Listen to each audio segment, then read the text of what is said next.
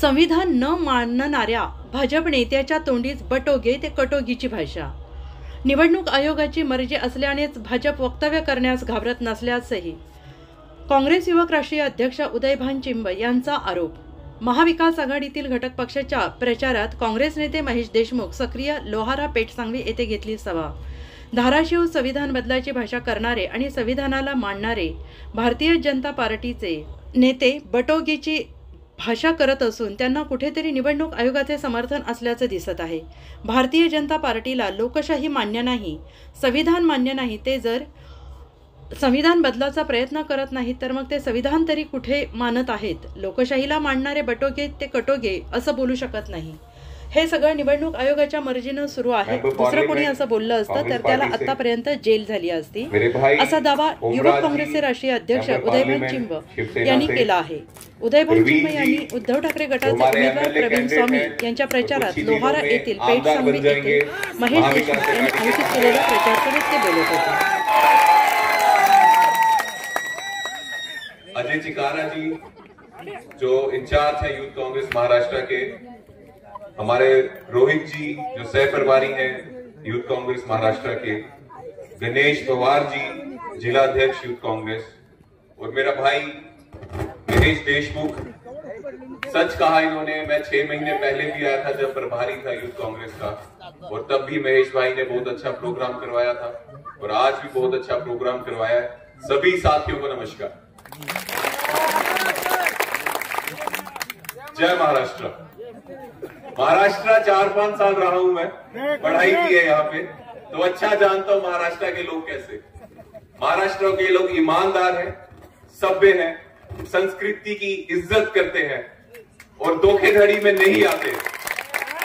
मैं अच्छे से जानता हूं, बड़ों की इज्जत, छोटों से प्यार करते हैं।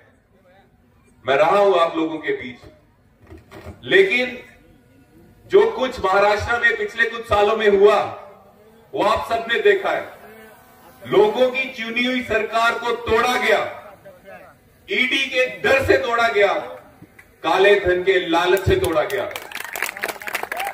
वो राजनीतिक लोग थे, वो राजनीतिक पार्टी थी, इनके पास हो सकता है जो रंगा बिला, मेरे भाई ने भी बोला, उनका काला धन हो, उसकी ताकत से वो सरकार तोड़ दी, पॉलिटिशियंस को तोड़ दिया।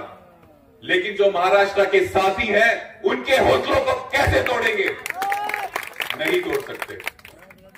बाबा साहब अम्बेडकर ने हमें संविधान दिया, जिस संविधान के बदौलत आज हिंदुस्तान कहां से कहां पहुंच गया है। इस संविधान के बदौलत आज हिंदुस्तान एक मुट्ठी से आगे बढ़ रहा है, सब मिलकर एक साथ बढ़ रहे हैं।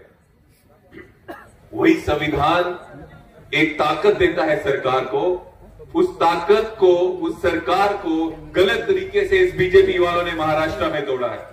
तो आप किसका साथ दोगे? आप किसका साथ दोगे? बाबा साहब अम्बेडकर जी के संविधान का साथ दोगे या इन चोरों का साथ दोगे जो गलत तरीके से लोगों की चुनी सरकारें तोड़ते हैं? साथियों, ये फैसला आपको करना है। और करके ऐसे साथी जो टीचर रहे हैं, बच्चों को पढ़ाया है, जब कोविड था सारे स्कूल बंद थे, हमारे जो प्रत्याशी हैं ये पढ़ाई तब भी नहीं रुकी, वो तब भी बच्चों को पढ़ाते थे। ऐसे प्रत्याशी महाविकास आघाड़ी ने आपको लिए हैं। जब वो विधायक बन जाएंगे, आमदार बन जाएंगे, तो लोगों के बीच रहेंगे, यहाँ के बच्चों को अच्छी शिक्षा मिले, इसका पूरा प्रयास करेंगे। तो हमें ऐसे विधायक, ऐसे साथी को वोट देना चाहिए कि नहीं देना चाहिए? मैं जम्मू कश्मीर से आता हूं, लेकिन ये भी सच्चाई है कि बहुत जीवन का कुछ हिस्सा महाराष्ट्र भी बिताया है। मुझे पूर्ण विश्वास है 20 तारीख को जो चुनाव होंगे, महाराष्ट्र के लोग, मेरे भाई बहने साथी, ये बता देंगे कि महाराष्ट्र इस काले बाजार वाली पार्टी को, धंधा करने वाले, गंदी बातें करने वाले, जो दूसरों की चुनी हुई सरकार को तोड़ते हैं, काले धन से तोड़ते हैं या फिर चोर बाजारी से तोड़ते हैं, ऐसी सरकार नहीं बनने देंगे। यहाँ ईमानदारों की सरकार बनेगी, जो बाबा साहब अम्बेडकर जी के जो रास्ते दिखाए हुए हैं, उस रास्ते पे जो सरकार चले, उनकी सरकार बनेगी। कांग्रेस, शिवसेना, एनसीपी, महाविकास आघाड़ी के साथ सरकार बनेगी। साथियों, आप लोग साथ दोगे? अगर दोगे तो एक बार हाथ उठा दो, हमारे प्रत्याशी जी के लिए एक बार हाथ उठा दो। बहुत अच्छा लगा, मैं बहुत खुश हूं। पिछली बार आया था तो हमारे यहाँ के जो एमपी हैं ओम भाई, इनके लिए यहाँ पे आया था। बहुत अच्छा आपने इनको आशीर्वाद दिया था, साथ दिया था। आज अपने प्रत्याशी जो एमएलए आमदार है उनके लिए आया हूं। और एक बात इस शख्स अपने भाई के लिए भी कहना चाहता हूं, महेश के लिए, महेश देशमुख के लिए। ज्यादा बातें नहीं करता है, मेहनत ज्यादा करता है। तो उस पे शायरी पे उसके लिए दो लाइनें बोलूंगा, दो पंक्तियां बोलूंगा। मिलती है परिंदों को मंजिल, मिलती है परिंदों को मंजिल, ये उनके फैले हुए पर बोलते हैं। मिलती है परिंदों को मंजिल, ये उनके फैले हुए पर बोलते हैं। अक्सर रहते हैं वो लोग खामोश, दुनिया में जिनके हुनर बोलते हैं, जिनके हुनर बोलते हैं। साथियों, बस यही उम्मीद करता हूं 20 तारीख को आप हमारे प्रत्याशी जो है उनको खुद तो आप वोट डालने जाओगे, अपने साथियों को, अपने रिश्तेदारों को और अपने सभी दोस्तों को भी कहिए कि ज्यादा से ज्यादा सभी वोट डालें और बहुत बड़े मार्जिन से, जिस तरह से हमारे भाई यहाँ से एमपी जीते हैं एक ऐतिहासिक मार्जिन से, वैसे हमारे एमएलए भी यहाँ से जीते, यही उम्मीद आपसे करता हूँ।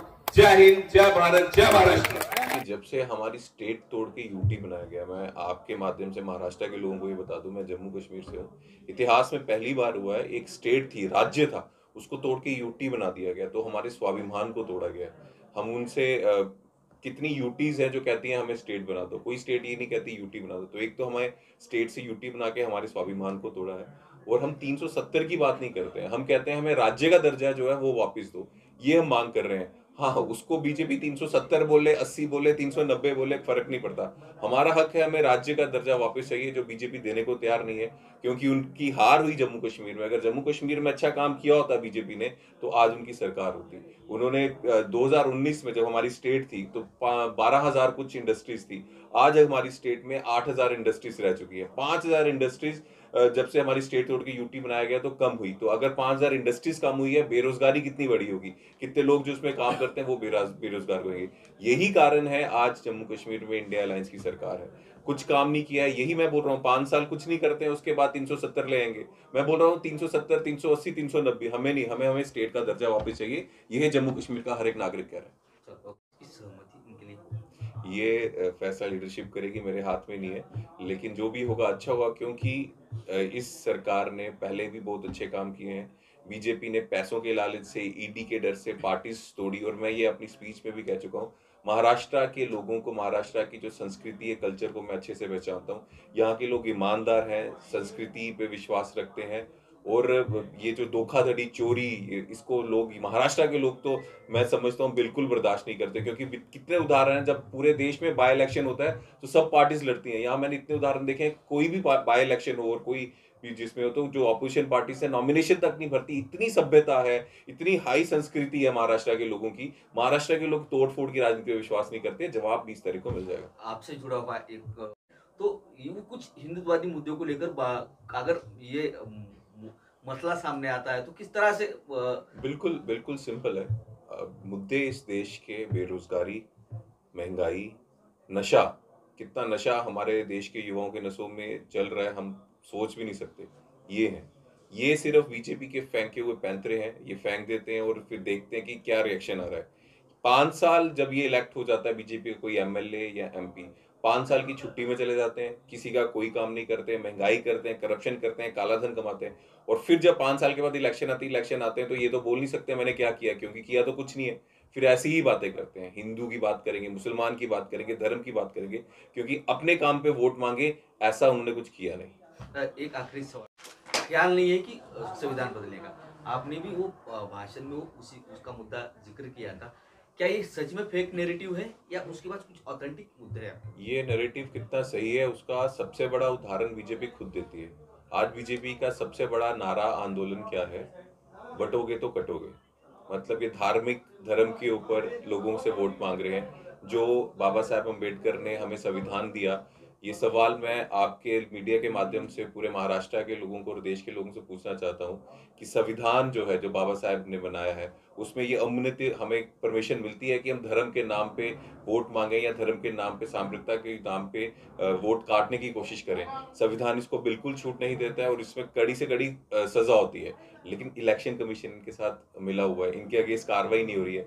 ऐसे शब्द कोई कांग्रेस का, अपोजिशन का बोलता तो वो शायद जेल में होता, उसको कड़ा मुकदमा होता या उनकी कार्रवाई होती, लेकिन ऐसी चीजें ये बार बार बोलते हैं और इनके ऊपर कोई कार्रवाई नहीं होती, क्योंकि जो मेजर इंस्टीट्यूशंस हैं वो कंप्रोमाइज कर चुके हैं। तो जब मेजर इंस्टीट्यूशन कंप्रोमाइज कर चुके हैं तो संविधान जो है वो कमजोर हो गया। संविधान कमजोर करना, हम ये नहीं बोलते कि संविधान को किसी ने फाड़ दिया। संविधान कमजोर करना मतलब जो हमारे राइट्स हैं, जो होना चाहिए, अगर बीजेपी कर रही है तो कोई कुछ नहीं देख रहा, अगर कोई और कर रहा है और दूसरा, जब इलेक्शन आएगा तो ईडी का ऑपोजिशन लीडर्स पे प्रेशर पड़ जाएगा। ऐसा कब? ये संविधान कमजोर हो रहा है ना। ऑपोजिशन लीडर्स के ऊपर रेड्स पड़ रही है इलेक्शन से पहले, और बीजेपी के नेता धर्म के नाम पे कुछ बोल रहे हैं तो उनके ऊपर कुछ कार्रवाई नहीं हो रही। संविधान यहाँ से वीक हो रहा है, पार्शियल जो है सबके साथ भेदभाव हो रहा है। हमारा संविधान सबको एक साथ ताकत देता है, हक देता है, लेकिन यहाँ पे जब बीजेपी वालों को सुप्रीम पावर मिल गई और जो ऑपोजिशन वाले हैं उनको दबाने की कोशिश की जा रही है, लोगों को दबाने की कोशिश की जा रही है, संविधान तब कमजोर हो रहा है। और उसका उदाहरण बीजेपी ने खुद ही दे दिया। किसी भी प्रदेश पे जब हमारी सरकार बनती है तो हमारे जो एमएलएज हैं ये वो तय करते हैं कि सीएम कौन होगा। समय आएगा तो एमएलएज जो तय करेंगे इंडिया अलायंस में सीएम कौन होगा, किस पार्टी से होगा, वो सब लीडरशिप तय कर लेगी। ज्यादातर ये बात हो रही है कि क्या अनुमान रहेगा आपका इस पूरे चुनाव में? कांग्रेस पार्टी की तैयारी बहुत अच्छी चल रही है, और तैयारी वो आज से नहीं काफ़ी सालों से चल रही है, और वही कारण है कि लोकसभा चुनाव जब हुए तो महाराष्ट्र में बहुत अच्छा प्रदर्शन कांग्रेस पार्टी का रहा, और वैसे ही अब जो ये चुनाव हो रहे हैं इसमें भी सबसे अच्छा, सबसे बिग लार्जेस्ट पार्टी जो है कांग्रेस आएगी, ऐसा मैं विश्वास करता हूँ। और महागठबंधन जो है उसकी सरकार बनेगी, इंडिया अलायंस की सरकार बनेगी। महाराष्ट्रातील ताज्या बातम्या पाहण्यासाठी आमच्या यूट्यूब चॅनेलला सबस्क्राईब करा। इंस्टाग्राम आणि फेसबुकवर हा व्हिडिओ पाहत असाल तर फॉलो करायला विसरू नका। धन्यवाद।